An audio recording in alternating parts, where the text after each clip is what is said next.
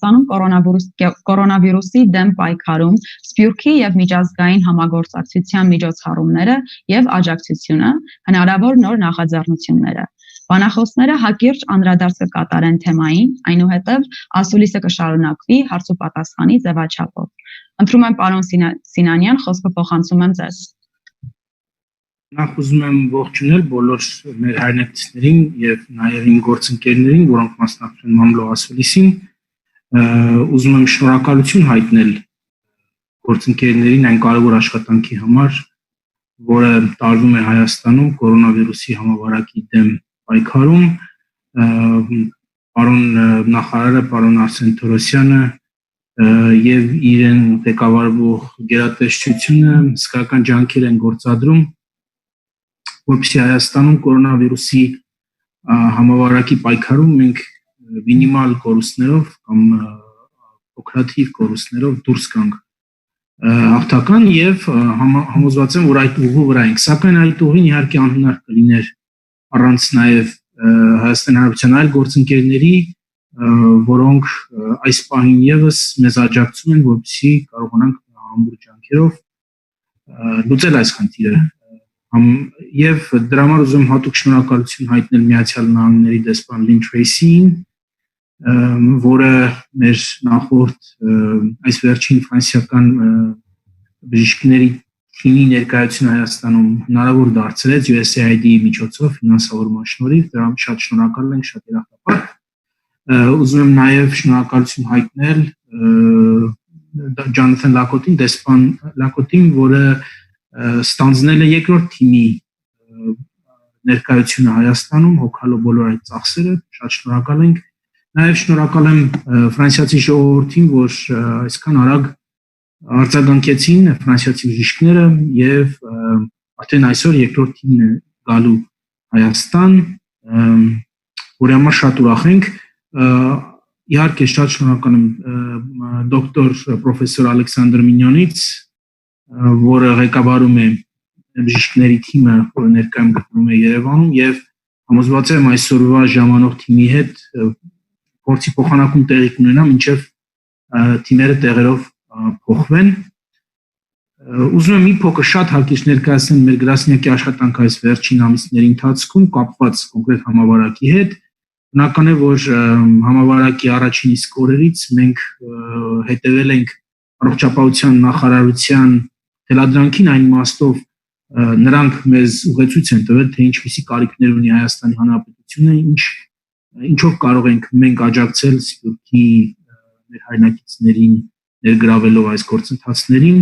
եւ դրա հետ կապված շատ աշխատանք է տարվել, սկսած հենց առաջին օրերից Միացյալ Նահանգներից 1 տոննայից ավել առողջապահական պահպանական գույք բերելուց մինչև ֆինանսների գոյացումը տարբեր հայկական ընկերությունների եւ տարբեր կազմակերպություններից, որի միջոցով մենք կարողացել ենք Հայաստանին այդ պահին շատ անհրաժեշտ առողջապահական գույք ձեռք բերել։ Հիմա էլ շարունակում ենք մեր աշխատանքը առողջապահության նախարարության հետ, դեսպանատների հետ, մեր հայրենակիցների հետ, որպեսզի կարողանանք այս պահին մեր համար ամենակարևորը, այսինքն բժիշկներին ներկայությունը ապահովել Հայաստանում, ասեմ, որ ակտիվ աշխատանքներ են գնում նաև ամերիկահայ համայնքի հետ եւ այնտեղ էլ թիմ է պատրաստվում, որպեսզի գա Հայաստան, այս պահին ունենք նաև հետաքրքրվածություն Ուկրաինայից, ունենք հետաքրքրվածություն մեր այլ համայնքներից, այնպես որ աշխատանքը լինելու է շարունակական, հուսով եմ, որ բոլորս լցված ենք համբերությամբ եւ պատրաստ ենք միահամուռ ուժերով հաղթահարել այս շարքային դժվարությունը։ Շնորհակալություն։ Շնորհակալ ենք պարոն Սինանյան, պարոն Թորոսյան, խոսքը ձերն է։ Բարև ձեզ հարգելի գործընկերներ, հարգելի տիկին դեսպան, պարոն դեսպան, պրոֆեսոր Մինյոն, պարոն Սինանյան եւ հարգելի Մարգարիտա։ Շնորհակալություն նման ֆորմատով քննարկում կազմակերպելու համար, որովհետեւ մեր օրերում օֆլայն եւ այսինքն իսկական ֆորմատով հանդիպելը շատ դժվար է ստացվում եւ նաեւ վտանգ է ներկայացնում, հետեւաբար մենք պետք է սովորենք այս տիպի հանդիպումներին։ Ես ուզում եմ շարունակել պարոն Սինանյանի խոսքերը, շնորհակալություն հայտնելով մեր բոլոր գործընկերներին այս դժվարին իրավիճակում մեր կողքին լինելու համար, սկսած անձնապես մարդկանցից եւ վերջացրած նրանց ներկայացրած երկրներով, Ամերիկայի Միացյալ Նահանգներին, տվյալ դեպքում լոգիստիկ մեծ օժանդակության համար, Ֆրանսիային եւ նաեւ ֆրանսիացի բժիշկներին, ինչպես նաեւ սփյուռքի հանձնակատարի գրասենյակին, որ այո, պարոն Սինանյան, նաև հատուկ շնորհակալություն ձեզ, որ համավարակի սկզբի օրերից մեր կողքին եք, ես հիշում եմ կազմակերպված բոլոր ապրանքների օգնությունները Ամերիկայի Միացյալ Նահանգներից, Չինաստանից, որ ձեր օգնությամբ մենք ստացանք եւ նաեւ այս գործում ձեր ներդրումը, ես անկեղծ ասած սկզբի ժամանակը նույնիսկ չգիտեի, որ դուք ներգրաված եք, այնքան այլ գործերով զբաղված էի, բայց հետո շատ ուրախացա, որ հասկացա, որ այսպես կոլեկտիվ ջանքի արդյունք է այս առաքելությունը Հայաստան եւ նաեւ ուրախ եմ, որ այն շարունակական է լինելու։ Մենք այսօր առավոտյան հանդիպել ենք պարոն Լակոտի եւ պրոֆեսոր Մինյոնի հետ եւ քննարկել ենք թե արդյունքները առաքելության եւ թե շարունակականությունը ինչպես անենք, որ փորձի փոխանակումը երկարատև տևի եւ նաեւ սա դիտվի որպես ոչ միայն օգնության ձեռք այս դժվարին իրավիճակում, այլև հնարավորություն ապագայում ավելի ամուր կապեր հաստատելու հայ եւ ֆրանսիացի եւ հատուկ եմ ուզում նշել ֆրանսիացի եւ ոչ թե ֆրանսիա-հայ, որովհետեւ դա նույնպես շատ կարեւոր է մեր եղբայրական ժողովուրդների համար, դա միշտ այդպես է եղել, սկսած դեռ Սպիտակի երկրաշարժից, ինչի համար շատ շնորհակալ ենք Ֆրանսիային եւ Ֆրանսիայի ժողովրդին եւ շարունակում է հիմա այս ծանր իրավիճակում։ Ուզում եմ նաեւ իհարկե ասել, որ նման նախաձեռնություններ մենք ունենք նաեւ այլ երկրների հետ, որոնք արդեն Հայաստանում են եւ կլինեն Հայաստանում, դա Լիտվայից, Ռուսաստանից, ապագայում հնարավոր է նաև Իտալիայից ժամանող առաքելություններն են, եւ շատ կարեւոր եմ համարում, որ արտակարգ իրավիճակներում կարողանում ենք արտակարգ լուծումներ գտնել, որովհետեւ սովորական մեթոդները չիմա չեն աշխատում, ամեն ինչ պետք է անել արագ, որոշումների կայացումը պետք է լինի ճուշացած, ռեսուրսների հատկացումը պետք է լինի արագ, որը սովորական իրավիճակում դժվար է լինել եւ նորից եմ այս ամենի համար ուզում շնորհակալություն հայտնել թե մեր աջակից պետություններին եւ թե անձնապես այդ պետությունները ներկայացնողներին, նաեւ հատուկ շնորհակալություն եմ ուզում հայտնել այս կոնկրետ առաքելության համար Հայաստանի ազգային հետաքրքրությունների հիմնադրամին եւ դրա տնօրենին Դավիթ Փափազյանին, որովհետեւ առաջի մարդը ում հետ ես խոսել եմ այս առաքելության մասին ինքն է եղել, նա հիմա կարծես թե մեր հետ չի, բայց մենք չենք կարող մոռանալ իր ջանքերը։ Շնորհակալություն հատուկ պարոն Փափազյանին։ Ես պատրաստ կլինեմ պատասխանել այս ֆորմատով հարցերի, չեմ ուզում ավելի երկար խոսել, որպեսզի մեր գործընկերներն կիսվեն իրենց տպավորություններով, եւս մեկ անգամ շնորհակալություն։ Շնորհակալ ենք պարոն Թորասյան, Տիկին Թրեյսի, խնդրում եմ։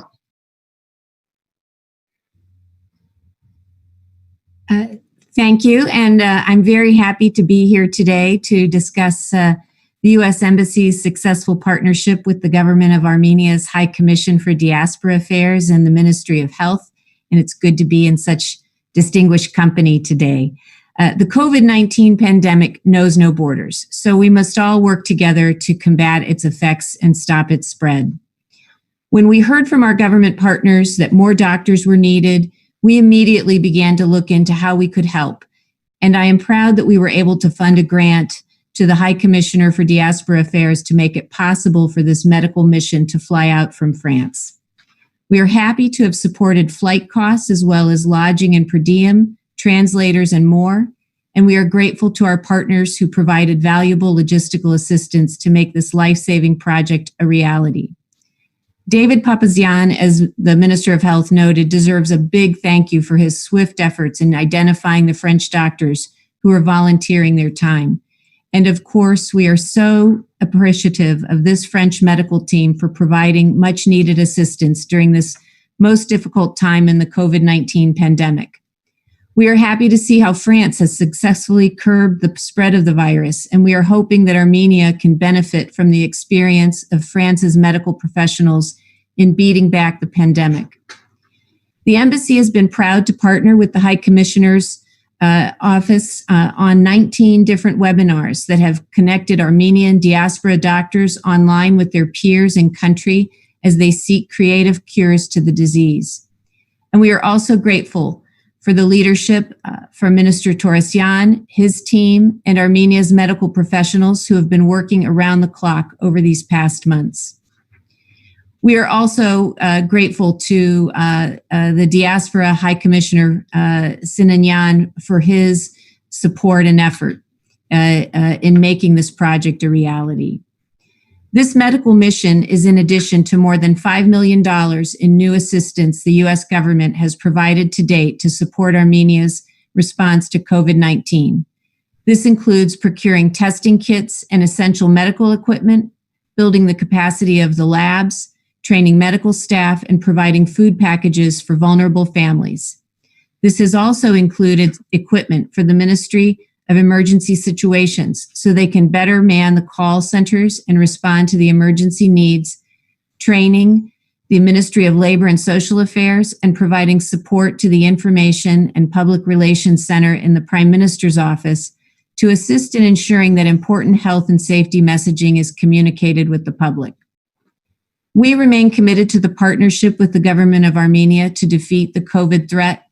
a threat we share in the United States and one which unites us around the world. Helping each other and sharing our experience is how we will beat this virus. I'm confident that working together on this common challenge, we will succeed. Շնորհակալություն.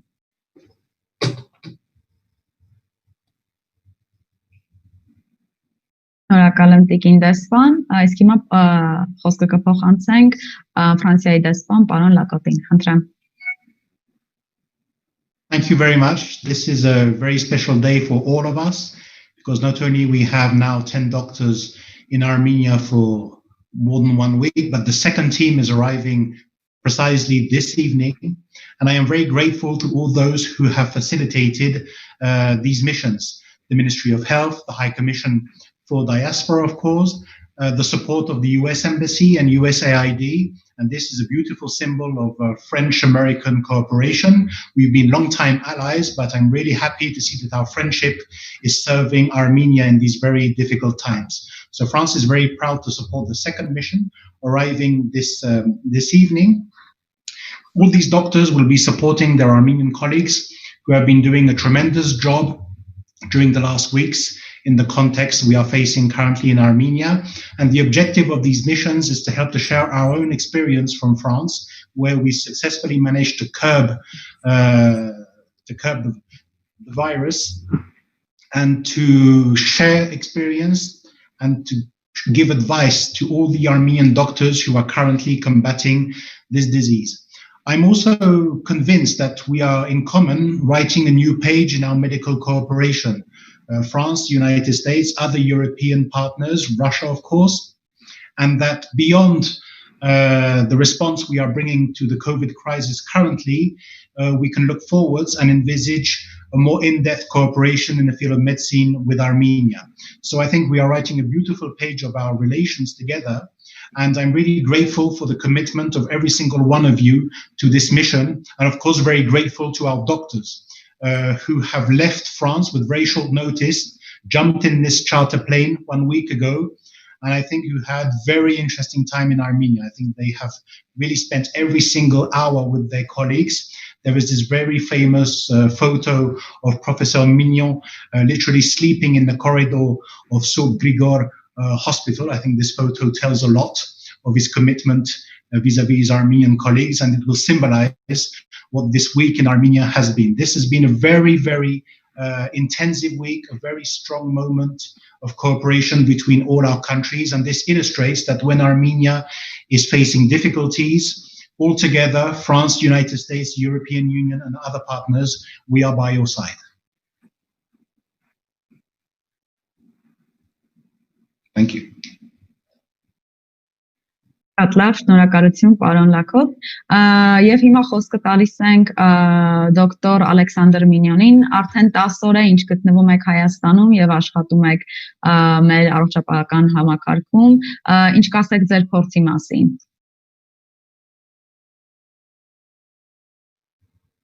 Well, I would like to thank everyone on the floor. Obviously the diaspora, the Armenian diaspora, the Minister of Health, and the 2 ambassadors who made possible this mission. It was a great time here. We appreciated the welcome of the doctors, nurses who are working a lot to cope with this COVID disease. It was a big experience for us also because we didn't know Armenia. The whole of us, 10 people from the first mission, were not coming from Armenia. But I heard that maybe we might have some Armenian genes that we didn't know about them, but we are now part of Armenia's friend, and it was a real pleasure to be there. The second mission will now be mainly constituted by Armenian people, and I would like to thank Professor Laurent Papazian, who is a very famous and worldwide known intensivist on respiratory failure and respiratory distress syndrome that will arrive this evening in Armenia to help and make the continuity of our first mission. What we did is we tried to understand what was the situation, then to try to understand the protocol, the guidelines that Armenia was following, the way they were managing the most severe cases, because we were involved into the ICUs of 2 main hospitals involved into COVID disease. And we tried also to look at improving practice. So the aim of this mission was not to come with fishes, but to learn or to train the Armenian people how to fish and better fish for the next time when we leave the country. So what seems to me interesting is that it may be in fact the first step of a cooperation, as the French ambassador mentioned, about the healthcare system reorganization, a new way to think about the French and Armenian collaboration around our hospital centers, university hospital-based centers, and so on. And I think that we will be happy to be part of this new project. So to summarize the situation, there has been a lot of new cases during the last 15 days in Armenia. As you know, the big numbers are when you've got 100 new cases, you have 15 patients going to the hospital. You've got 5 of them going to intensive care, and it leads to almost 2 or 3 deaths, which is a huge number. So this is quite the same situation in Armenia like in other countries, because the doctors and the systems is working hard to cope and to deal with all these new patients arriving. I'm happy to know and to understand that in Armenia, the general rules that are being asked for the general population is rather well used. They are compliant to the mask. They are compliant to some kinds of social distanciation and hygiene and so on. So I hope, yes, of course, always mask to limit the number of new cases, because limiting the number of new cases means limiting the number of patients arriving in the hospitals, limiting the number of patients arriving into the ICU, and therefore do not exceed the number of patients that can be correctly treated if there is a small number of patients arriving into the ICU. So this was the first message. It is go on with the instructions for general population to limit the number of new cases. And the second is to and I told it this morning to the Minister of Health, consider that the doctors and nurses are doing a hard work, a wonderful hard work made of generosity and solidarity. Everyone is working very hard. These are 24 hours shifts, day and night shifts for both doctors and nurses, which is absolutely exhausting. And we think that this commitment of all of them is very interesting for the future, because healthcare will become a new all projects for the society, which means that maybe there might be in the future next students to become nurses and doctors, and to build a new system of solidarity and also improving healthcare in your Armenian country. And once again, thank you so much for your welcome. We try to do our best for your country. We try to do our best to train and to help the Armenian peoples, and we have been learning a lot as well. And it was a real good experience. And of course, we will come back in Armenia as soon as COVID is finished, and it will be with a lot of pleasure. Thank you so much.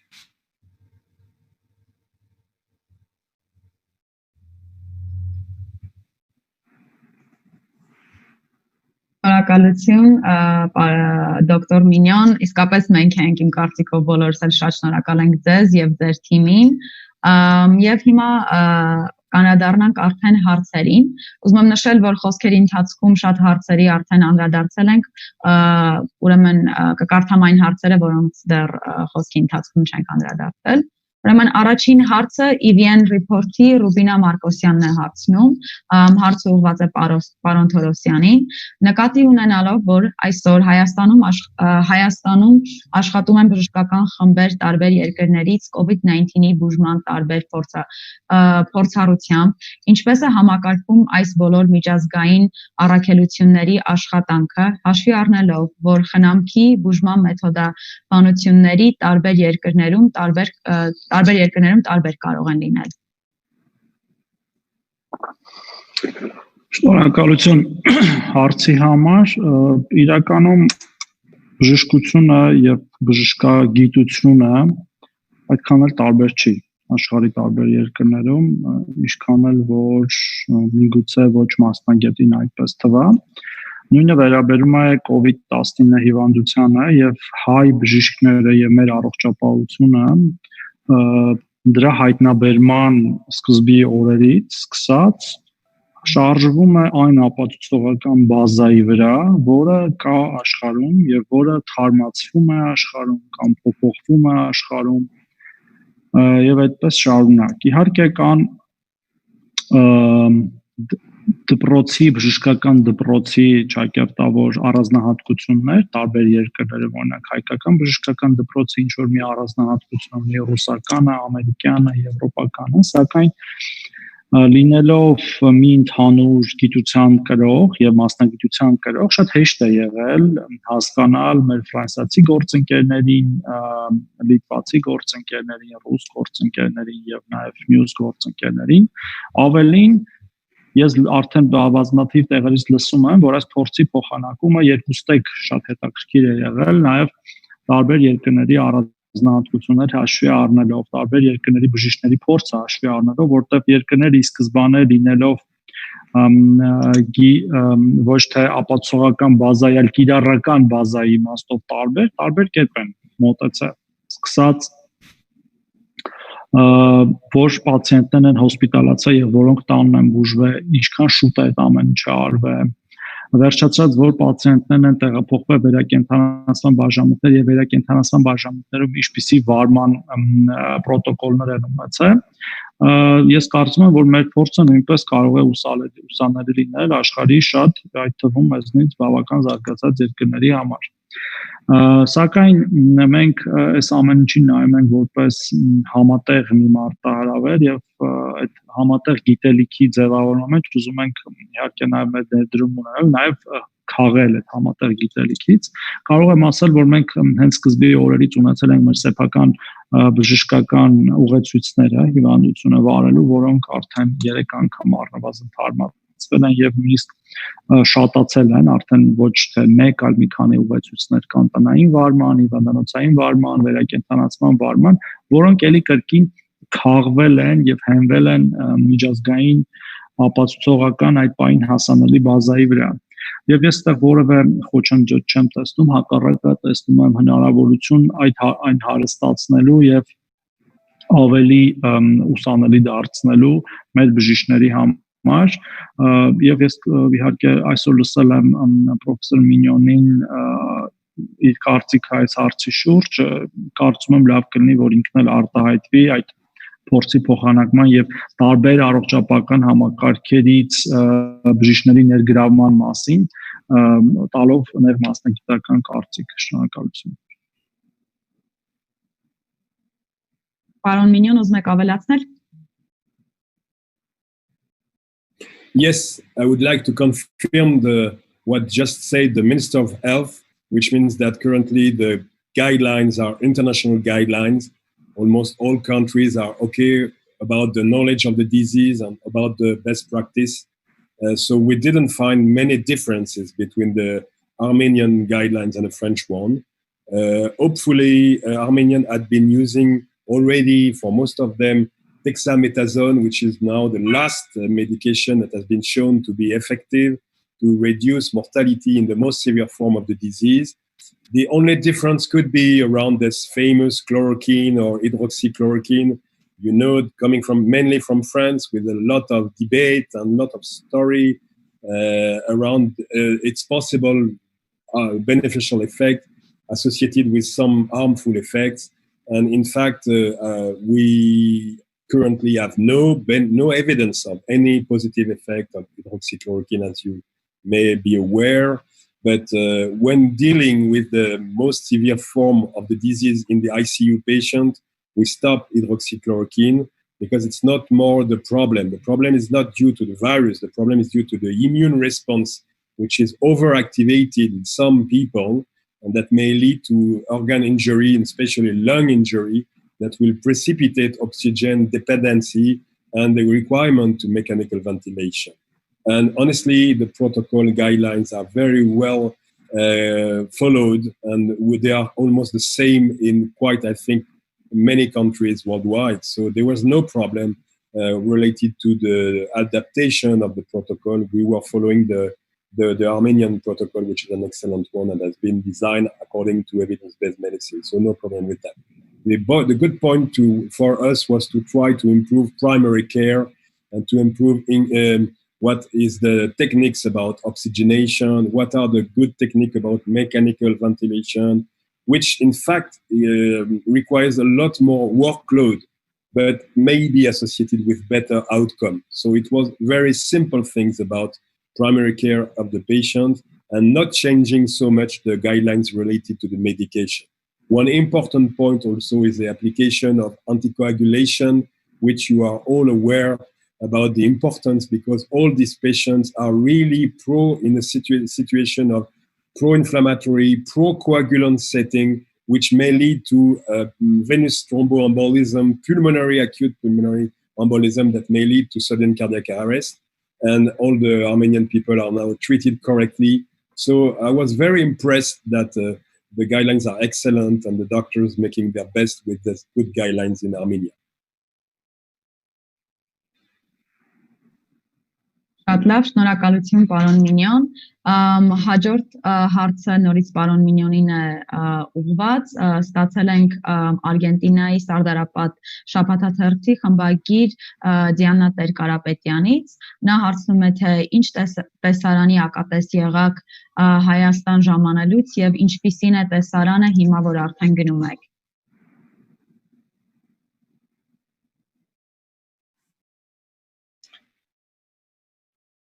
So you speak about the numbers of new cases, and I think that the Minister of Health is more aware of than me about the situation. I heard that there were around this week there were around 400 to 700 new cases discovered by RT-PCR, which is, since I told you, will lead to 15% of people going into the hospitals, which means that there are 5 or 6 or maybe 7 hospitals, I don't know exactly the numbers, devoted hospitals for COVID management. And in our, the biggest hospital, which is Grigor Lukarovich, I think, I don't know the exact name, there is an ICU with 55 beds in which we had a lot of new patients arriving. We, of course, had several deaths, unfortunately, but the disease is very severe. And this is a referral hospital, which means that the most severe cases were referred to this hospital, which explains a rather high mortality. The good thing is that at the end of this first week, we could see already some improvement in the management, in the planning, in the anticipation, in the way the staff is performing better management of the cases, which means that when we arrived, they were always rushing to a new case. And now I think that with the head of the department, we have now a strategy to stratify the patients, whether or not they are very risky patients, for which we are going to work a lot, whether or not they are very old and very sick patients with advanced disease, for which it would in fact be a lot of work for maybe not a very good result, therefore limiting somehow the intensity of care, but still going to good care, of course. And finally, the one that can be discharged very quickly in order that the rotation in the ICU would be very clear and very efficient in order to have still beds and to be able to accept all the patients transferred to this hospital. So it was working well. And what now we hope from the new mission coming from France is to see whether or not it's going on. It won't be only a 1 week experience and then finishing. That's the reason why we are going to work with the new team arriving tonight to make a good transmission of what we did, what we saw, and what could be the best way to keep on going and to keep on improving the practice in the 2 hospitals we visited. And we are also happy to know that other doctors were coming from Lithuania, for instance. We have seen some of them in the North Orthopedic Hospital, and we speak together, and it's going very well. So, healthcare is a unique activity where all the people are coming from anywhere are working very well together because we are devoted to the patient and devoted to do our best for humanity. So it's a very, very, very good thing that we are working together and hope to do the best for your country.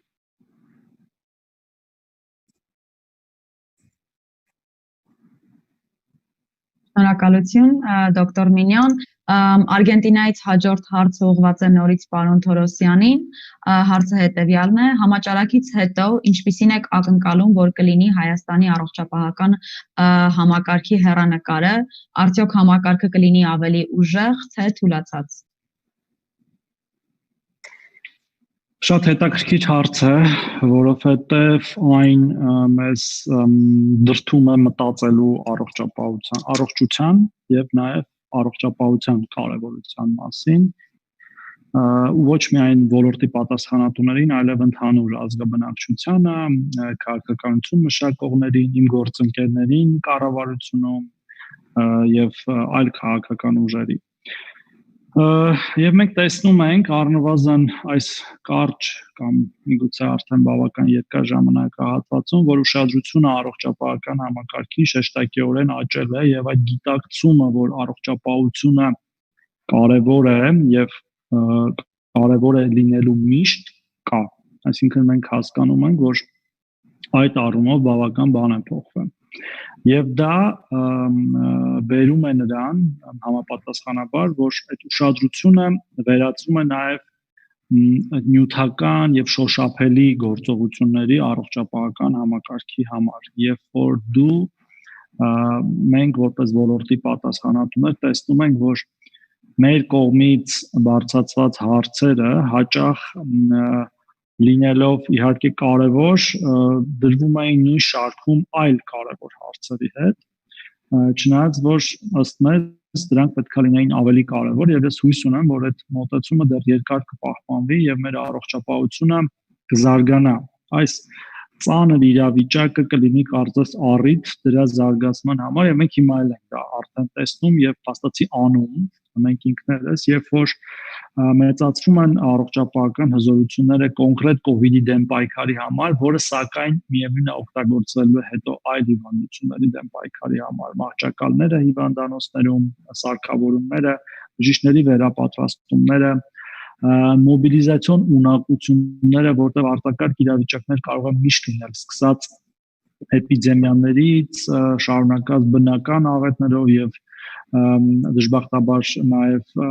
արտաքին ագրեսիայով, հետևաբար միանշանակ պատասխանը թե կարճ ասեմ, ապա այո, առողջապահական համակարգը ավելի ուժեղացած է դուրս գալու այս մարտահրավերից հետո, չնայած որ դրա մեջ դրվելու են մարդկային անասելի ջանքեր, մեծ էներգիա, ժամանակ, դժբախտաբար նաև մարդկային կյանքեր եւ ճակատագրեր, հույս ունեմ իհարկե առողջապահական համակարգում զբաղված մարդիկ մեծ մասամբ չեն ազդվի, սակայն մենք արդեն մեկ զոհ ունենք բժշկական անձնակազմից եւ նաեւ դրա համար մենք շեշտում, որ բժշկական անձնակազմի պաշտպանվածությունը շատ կարեւոր է։ Եվ նորից անդրադառնալով հարցին եւ ամփոփելով խոսքս, այո, մենք պետք է ամեն ինչ անենք, որ ուժեղացած դուրս գանք եւ նաեւ այս նախաձեռնությունն է նպաստելու այդ ուժեղացմանը գիտելիքի առումով, ճիշտ գործելակարգերի առումով, կառավարչական հմտությունների զարգացման առումով, ինչպես նաեւ արդեն ասացի, շենքային, սարքավորումների եւ դեղորայքային հագեցվածության։ Եվ ես ուզում եմ իհարկե դա իմ կողմից ասել եմ միգուցե անհամեստություն թվա, բայց ես ուզում եմ հիշեցնել, որ առողջապահական համակարգը պետությունից ստանալով աշխարհում ոչ վատագույն տոկոսներից մեկը հնայից 1.4% իրեն դրսևորում է ինչպես լավագույն ստացողները։ Միգուցե նաև մի փոքր ավելի մահացության ցուցանիշների առումով մենք մինչև հիմա ունենք իհարկե վատ է, որ մարդիկ մահանում են, բայց տոկոսի առումով շատ երկրներից ավելի լավ ցուցանիշ, ինչը իհարկե մեր իրավիճակը հատուկ չի լավացնում եւ մենք ուզում ենք միևնույնն այնքան քիչ դեպքեր ունենանք եւ ինչքան հնարավոր է քիչ մահեր, բայց ամեն դեպքում առողջապահական համակարգը իրեն դրսևորել է շատ բարձր մակարդակով եւ ես շնորհակալություն եմ հայտնում մեր բոլոր բուժաշխատողներին, որոնք իհարկե COVID հոսպիտալներում ներգրավվածները, COVID-ի համակարգում ներգրավվածները մոտ 4000 են, սակայն մեր առողջապահական համակարգը ընդհանուր մոտ 40000 հոգի է եւ այդ մարդիկ են, որ կարողացել են մինչեւ հիմա առաջնագիծը պահել, ես շնորհակալություն եմ հայտնում բոլոր նրանց դրա համար, շնորհակալություն։ Շնորհակալություն, պարոն Թորոսյան։ Հաջորդ հարցը Նեդերլանդական օրագիր լրատվական կայքի գլխավոր խմբագիր Աշոտ Կնյազյանից է գալիս եւ հարցը ուղղվում է դեսպաններին։ Սփյուռքից անհանգստությամբ ենք հետևում կորոնավիրուսի հետ կապված իրավիճակը։ Հարգարժան դեսպաններ, ձեր երկրները եւս տուժել են կորոնավիրուսի հետևանքներից, բայց այնուամենայնիվ չուշացրեցինք ձեր օգնությունը Հայաստանին։ Ինչով եք օգնում Հայաստանին եւ ինչով է տարբերվում իրավիճակը ձեր երկրներից։ Առաջին մասը արդեն իհարկե պատասխանել եք, երկրորդ մասը երևի թե ինչով է տարբերվում Հայաստանի իրավիճակը ձեր երկրներից։ Տիկին Թրեյսի, դուք կարող եք պատասխանել։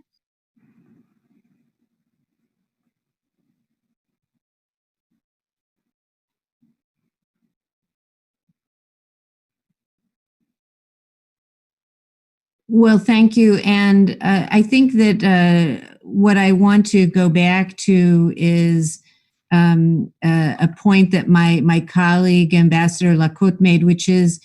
the importance of partnership. And this was a great chance for the United States and France to partner and in partnership with Armenia.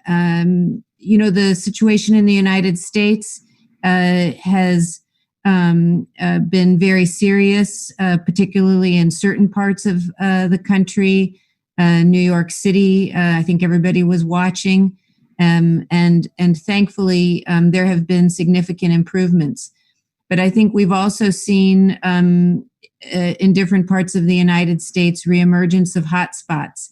and I think this is a message that all of us need to take very seriously everywhere, that there is a need to be very vigilant. I think Dr. Mignon was emphasizing this, the importance of staying very steady on the practices of social distancing, of wearing masks, washing hands. And these are messages, as I said, that are for everyone. But the United States looks forward to, I think, remaining very engaged. We talk regularly with the Ministry of Health, with the Office of Diaspora Affairs, because clearly we have resources there that we hope we will be able to draw on, to tap into. And so I think that what's really going to be required is continuing partnership and collaboration to beat this virus. Thank you.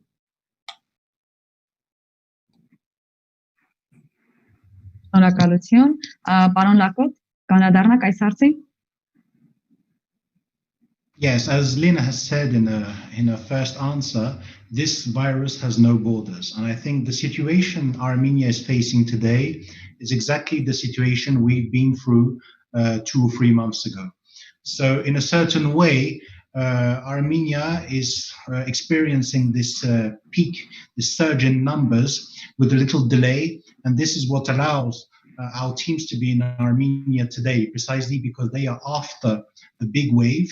And having faced this situation, they can share their experience with their Armenian colleagues. I think that we will find the same solutions in Armenia as we have found elsewhere, which is that everybody must contribute to the collective effort in combating this disease, which means, as it is reminded to us every day by the Ministry of Health, to wear a mask and to wash our hands. And this is the way every single one of us will contribute to this effort. I'm not a doctor, my contribution is very limited, but I'm playing my part in this collective effort.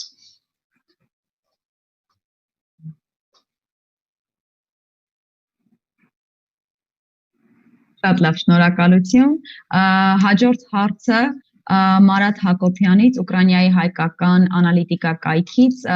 պարոն Սինանյանին է տրվում հարցը, ինչպես է գնահատում Ուկրաինայի հայերի միության կողմից Ուկրաինայում բնակվող հայ ազգի բժիշկների միավորման ստեղծելու նախաձեռնությունը, որը ուկրաինահայ բժիշկներին կհավաքի մեկ հարթակում առցանց բժշկական օգնություն կտրամադրի եւ այսպիսով եւս մեկ անգամ կհամախմբի մասնագիտական ներուժը։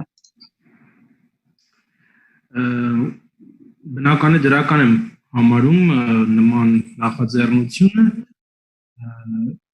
ես այս խոսակցությունը մեր ուկրաինական համայնքի հետ ունեցա 3 շաբաթ առաջ երբ առողջապահության նախարար Արսեն Թորոսյանը մեզ դիմեց այս խնդրով եւ ուրախ եմ որ ծրագիրը փաստորեն մարմնավորվում է կամաց պատրաստ ենք համագործակցել Ուկրաինայի հայ համայնքի հետ, ինչպես նախկինում բոլոր հարցերում, հիմա էլ այս խնդրով եւ կազմակերպել բոլոր ջանքերը գործադրել, որպեսզի Ուկրաինայից ցանկացող բժիշկների թիմը բարեհաջող հասնի Հայաստան եւ կարողանա իրագործել իր նախաձեռնությունը։ Շնորհակալություն, պարոն Սինանյան,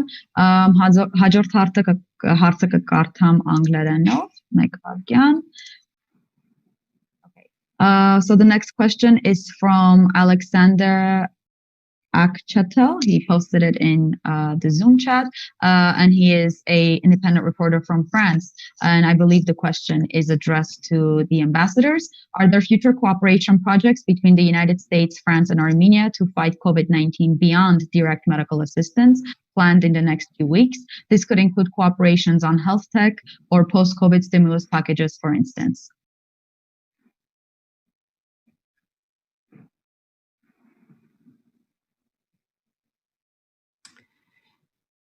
I'll start, and just let me say that I think what we're finding is that this is a situation that requires a lot of flexibility and being nimble and staying in constant communication with partners. And this partnership came about in that fashion of just through talking to partners here in Armenia, partners in France. And I think that while I can't speak to anything in the coming weeks, what we are all trying to stay alert to are the possibilities, as I said, where we can pool our resources, share our experiences to help beat the virus. I totally agree that what is happening now with this direct assistance of French doctors will make greater sense if it takes part in a wider scheme of cooperation between our countries and Armenia. And there is a tradition of cooperation between France and Armenia in the field of medicine, which dates back to the tragic events of 1988, the Spitak and Gyumri earthquake, and which means that we have today in Armenia and Goris, for instance, a French center of cardiology. We have in Echmiadzin a French dentistry, which serves the people who need it in the regions of Armarvir and Ararat. And I think we must do the same now, build on this experience and find long-term cooperations between our countries, not only on COVID, of course, but on other health issues like cancer, like combating smoking, and everything which can help the Armenian medical sector to be more sustainable, to respond to the needs of the population.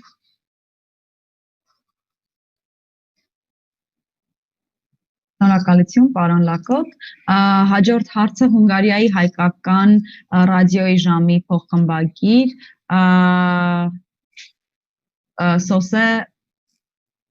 Սոսեից է։ Հարցը հետևյալն է. Առողջապահության նախարարին ինչն է այն լուրջ խնդիրը, որը Հայաստանը չի կարողանում զսպել վիրուսի բարձր թվերով վարակման տարածումը։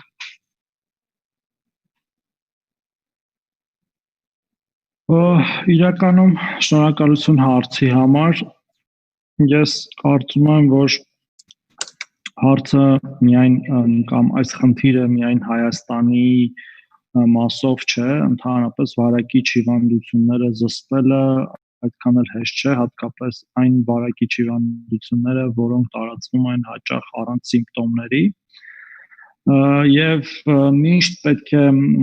հիշել, որ մենք խնդիր ունենք նաև ընդհանրապես շարունակելու կյանքը, որովհետև զսպման մեխանիզմները մենք գիտենք ինչպիսին են եւ կիրառել ենք սկզբի օրերին եւ նաեւ դրա պատճառով է, որ ինչպես իմ գործընկերները օրինակնոր նշեցին, դեսպանները Ֆրանսիայի եւ ԱՄՆ-ի ծանր իրավիճակ ունեցել են ամիսներ առաջ, ինչպես մենք հիմա մենք այն ժամանակ բավական էֆեկտիվ զսպող միջոցառումներ իրականացրեցինք եւ պատրաստեցինք մեր առողջապահական համակարգը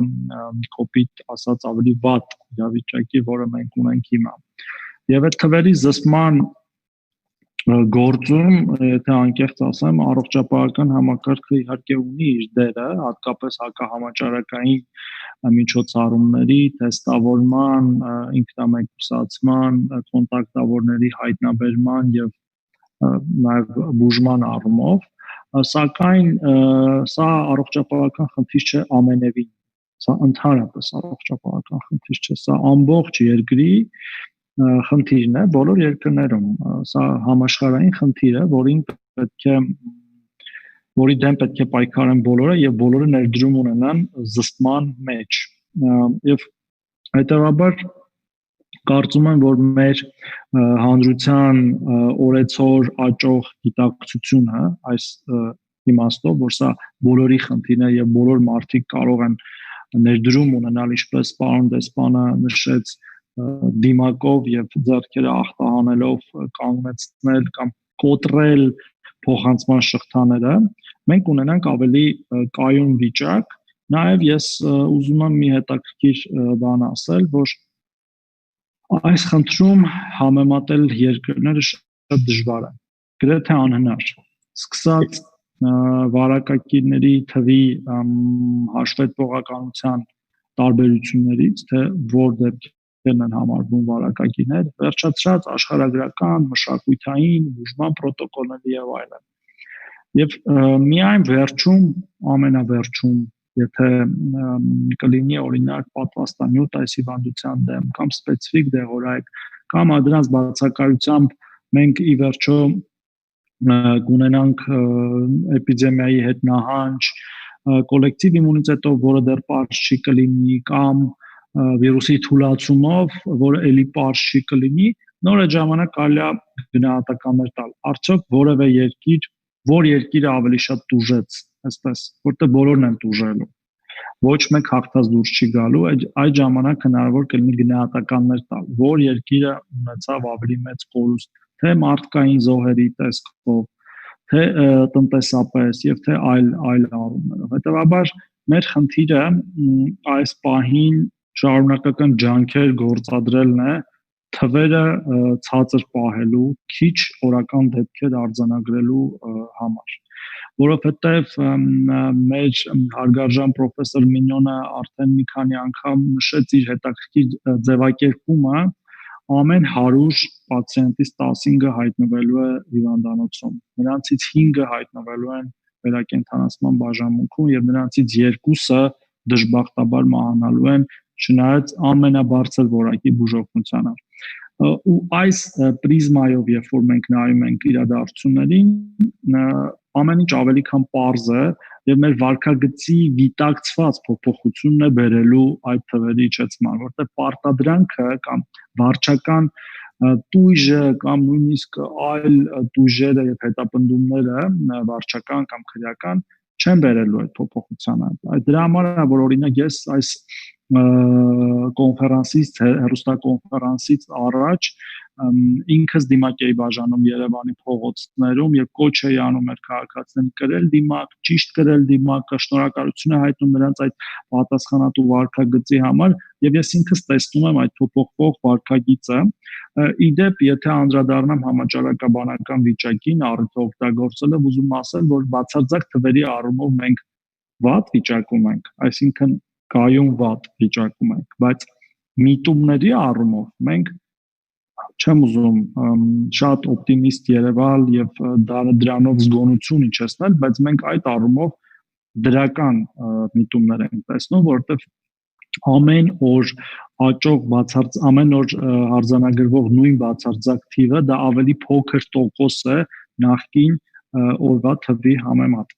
Այսինքն մենք ունենք իջեցող տեմպ օրական աճի տոկոսային առումով, ինչը չի նշանակում, որ մենք չպետք է այն ավելի իջեցնենք, մենք պետք է բացարձակ թիվը նույնպես իջեցնենք, բայց ամեն դեպքում միտումները տանում են դրան ու մենք պետք է շարունակաբար ինտենսիվ ջանքեր գործադրենք դրան հասնելու համար։ Շնորհակալություն։ Շնորհակալություն, պարոն Թորոսյան, քանի որ մեր ժամանակը սպառվում է, մենք դժբախտաբար չենք կարող անդրադառնալ մնացած հարցերին, բայց ուզում եմ նշել, որ սա եզակի մամլու ասուլիս էր այն բանով, որ մենք կարողացանք բոլորին բերել մի հարթակում եւ հատկապես, որ հարցերը եկել են մեծամասնաբար Սփյուռքում գործող լրատվամիջոցներից եւ շնորհակալ ենք բոլորին։ Պարոն Սինանյան, կուզեք փակման խոսքեր ասել։ Կարճ կապեմ, գիտեմ, որ նախարար Թորոսյանը շտաբում է, կրկին ուզում շնորհակալություն հայտնել բոլոր մեր գործընկերներին, շնորհակալություն հայտնել իրենց համագործակցության համար, իրենց ջանքերի համար, ուզում եմ մեր բոլոր բուժաշխատակազմին նաև շնորհակալություն հայտնել, որովհետև ես չգիտեմ, մարդիկ գիտակցում են, թե որքան հյուծված եւ որքան ծանր աշխատանք են նրանք տանում ռիսկային եւ այդ ամենը հանուն մեր բոլորի առողջության։ Շատ շնորհակալություն եմ հայտնում նաեւ պրոֆեսոր Մինյոնին, չգիտեմ իրենք տեսնեմ մեկնելուց առաջ թե ոչ, պարտեի իրեն ծանոթանալուն, նաեւ մեր երկու դեսպաններին կրկին շնորհակալ եմ, ես ձեզ կտեսնեմ համոզված եմ շարունակաբար եւ հուսանք, որ մեր համագործակցությունը կշարունակի մնալ արդյունավետ եւ ունենա իր ցանկալի արդյունքները։ Շնորհակալություն պարոն Սինանյան, շնորհակալություն բոլորին եւ այսպիսով ավարտում ենք մեր ասուլիսը։ Շնորհակալություն եւ բարի երեկո բոլորին։